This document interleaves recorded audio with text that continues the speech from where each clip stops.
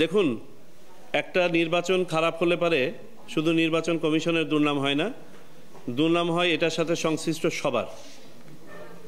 নির্বাচন কমিশন শুধুমাত্র একটা এপেক্স বডি যে সামনে থেকে নীতিমালা প্রণয়ন করে, গাইড করে, নির্দেশনা দেয়, নিয়ন্ত্রণ করে, কিন্তু মাঠ পর্যায়ে কাজ করে জনপ্রশাসন, আইন শৃঙ্খলা রক্ষাকারী বাহিনী থেকে শুরু করে আপনারা যারা এখানে সামনে বসে আছেন, আগামীকালকে হয়তো presiding officer, polling officer, assistant presiding officer হিসেবে কাজ করবেন, অর্থাৎ সবাই আমরা সম্পৃক্ত।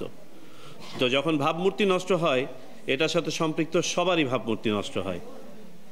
আমি মনে করি আমরা একটা খারাপ সময় পার করেছি এবং আমাদের সবার ভাবমূর্তি ভুল লুণ্ঠিত হয়েছে খারাপ নির্বাচনের জন্য। আমাদের সামনে একটা সুবর্ণ সুযোগ আমাদের সবার ভাবমূর্তি পুনরুদ্ধার করার, আর আমি নিশ্চিত সবাই এই সুযোগ গ্রহণ করবে। চ্যালেঞ্জ, জি হ্যাঁ, নির্বাচনে তো কিছু চ্যালেঞ্জ থাকেই, তবে এবারের নির্বাচনে আমরা চ্যালেঞ্জের থেকে আমরা অপরচুনিটি বেশি দেখতে পাই।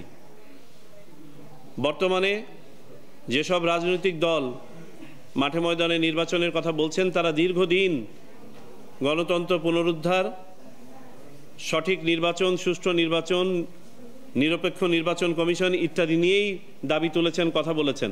আমার মনে হয় আমাদের সময় এসেছে তাদের কাছে দাবি করার যে আপনারা এতদিন ধরে যে দাবি নিয়ে আন্দোলন করেছেন, আমাদেরকে এই দাবি পূরণ করার সুযোগ করে দেন। পাশাপাশি আমি মনে করি আমাদের ইয়াং জেনারেশন এই জুলাই এবং আগস্টের অভ্যুত্থানের মাধ্যমে আমাদের সবার চোখ খুলে দিয়েছে যে ব্যক্তি নাগরিকের অধিকার কী জিনিস এবং ব্যক্তি নাগরিকের অধিকার খর্ব হলে কি হতে পারে। আমার মনে হয় এটাকে আমাদের কাজে লাগানো উচিত, এই ফোর্সটাকে। রাতের ভোট এবং কুশীলবদের আমরা নির্বাচন কমিশন বিশ্বাস করতে চাই যে নির্বাচন কমিশন একটি পাত্র, সে যে রং ধারণ করবে তার অধীনস্থ সকলে পানির মতন সেও ওই রঙই ধারণ করবে। আমরা চাইলেও রাতারাতি সকল লোককে যারা পূর্ববর্তী নির্বাচনের সাথে সম্পৃক্ত ছিল ফায়ার করে দিতে পারবো না, এটা সম্ভব নয়। তাহলে আমাদের যেটা করতে হবে, দেখতে হবে যে কারা এখানে অংশীজন বনে গিয়েছিল আর কারা বাধ্য হয়েছিল। এবং আমরা বিশ্বাস করতে চাই আমরা নির্বাচন কমিশন যদি শক্ত থাকি, স্বচ্ছ থাকি, সৎ থাকি, আমাদের অধীনে যারা নির্বাচন করবেন তারাও সৎ থাকতে বাধ্য।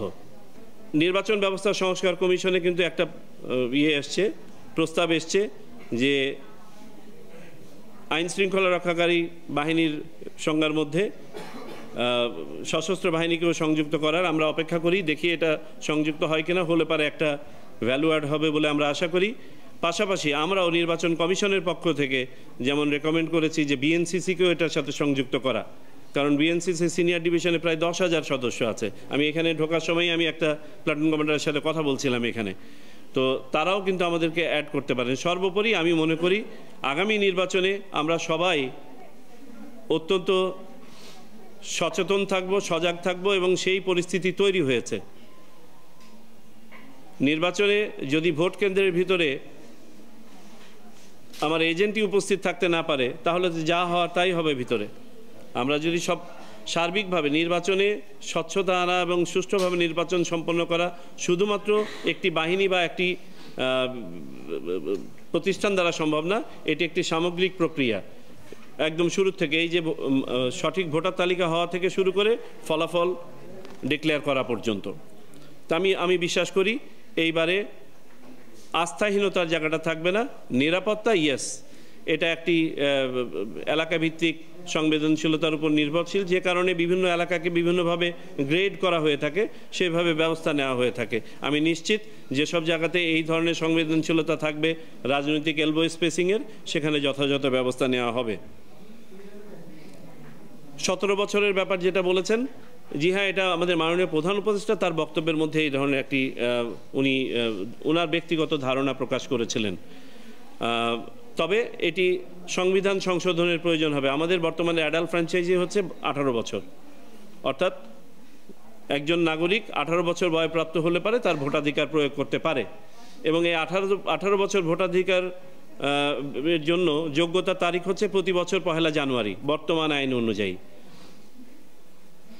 আমরা চেষ্টা করছি যদি আইন পরিবর্তন নাও হয় অন্ততপক্ষে একটা সময় পর্যন্ত নির্বাচন কমিশন আইন সংশোধনের মাধ্যমে ওই বছরে যারা হয়ে যাবে 1 জানুয়ারি পর্যন্ত ওয়েট না করে একটা লাইন ড্র করে সেই পর্যন্ত যারা হয়ে যাবে তাদেরকেও সংযুক্ত করা যায় কিনা অধ্যাদেশ জারি করে বা অন্য কোনো কিছুভাবে।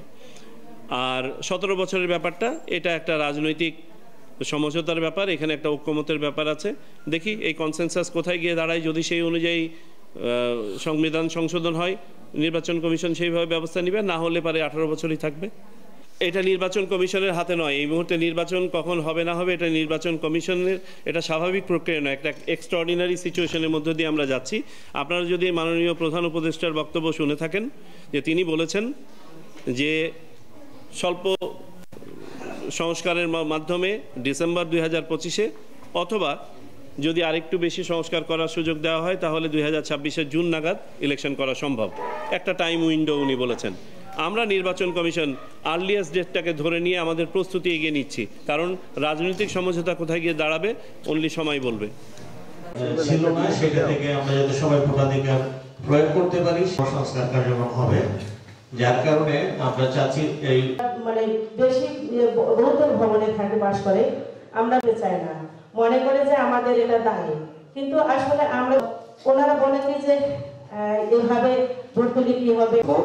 আপনাদের মতামত শুনবো, পরবর্তীতে সেগুলো আমরা ভালো থাকবেন, সুস্থ থাকবেন, একটি সুন্দর সুচিন্তন মোহাম্মদ সানাউল্লাহ মহোদয় এবং সম্মানিত আঞ্চলিক নির্বাচন কর্মকর্তার জন্য আয়োজন এবং যার জন্য আপনারা উপস্থিত হয়েছেন, সুপারভাইজার সহ মিডিয়া কর্মী সবাইকে আমার আসলে হচ্ছে প্রথম ভোট ইসলাম তো একটু অন্যরকম ফিলিং ছিল, আসলে কতই মজা, অনেক ভালো লাগছে। আচ্ছা, তুমি কতবার ভোট দিয়েছিলা? হ্যাঁ দিয়েছিলাম। আচ্ছা, না